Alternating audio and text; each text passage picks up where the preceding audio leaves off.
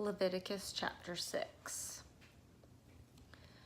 Then the Lord spoke to Moses, saying, when a person sins and acts unfaithfully against the Lord, and deceives his companion in regard to a deposit or security entrusted to him, and through robbery, or if he has extorted from his companion, or has found what was lost and lied about it, and sworn falsely, so that he sins in regard to any one of the things a man may do, then it shall be, when he sins and becomes guilty, that he shall restore what he took by robbery, or what he got by extortion, or the deposit which was entrusted to him, or the lost thing which he found, or anything which he swore falsely.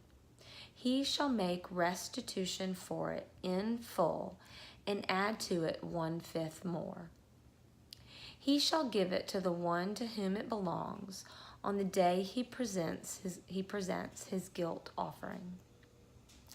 Then he shall bring to the priest his guilt offering to the Lord, a ram without defect from the flock, according to your valuation, for a guilt offering.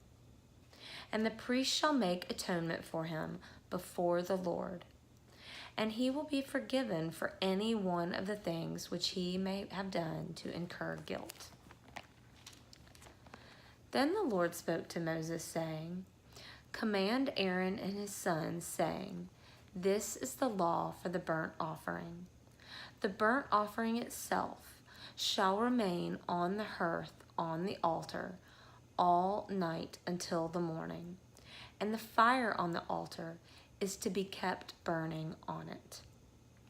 The priest is to put on his linen robe, and he shall put on undergarments next to his flesh, and he shall take up the ashes to which the fire reduces the burnt offering on the altar, and place them beside the altar. Then he shall take off his garments, and put on the other garments, and carry the ashes outside the camp to a clean place. The fire on the altar shall be kept burning on it. It shall not go out, but the priest shall burn wood on it every morning. And he shall lay out the burnt offering on it, and offer up in smoke the fat portions of the peace offerings on it.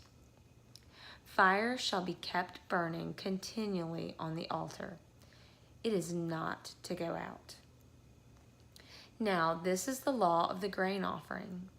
The sons of Aaron shall present it before the Lord in front of the altar.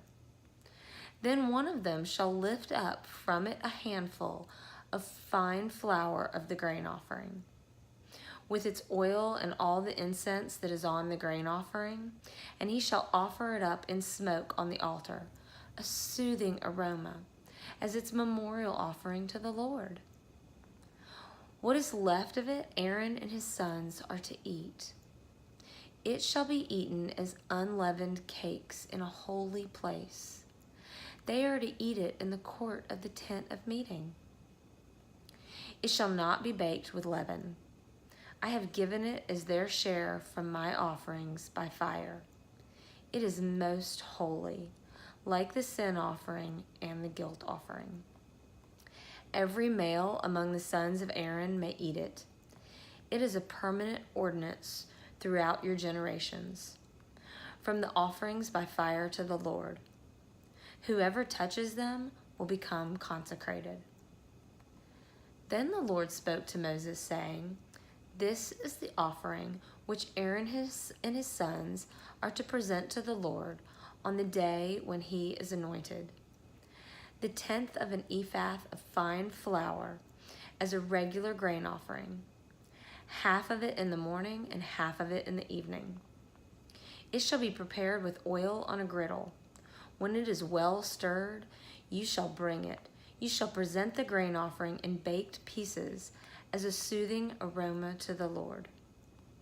The anointed priest who will be in his place among his sons shall offer it.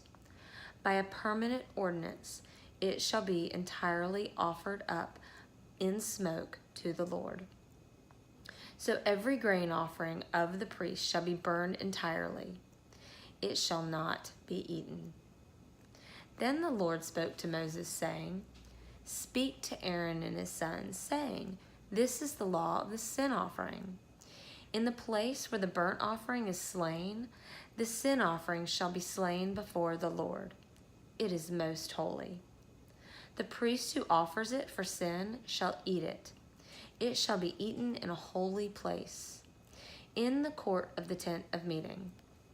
Anyone who touches its flesh will be consecrated. And when any of its blood splashes on a garment, in a holy place you shall wash what was splashed on. Also the earthenware vessel in which it was boiled shall be broken. And if it was boiled in a bronze vessel, then it shall be scoured and rinsed in water. Every male among the priests may eat of it. It is most holy. But no sin offering, of which any of the blood is brought into the tent of meeting to make atonement in the holy place, shall be eaten. It shall be burned with fire. God bless the reading and hearing of his word. Amen.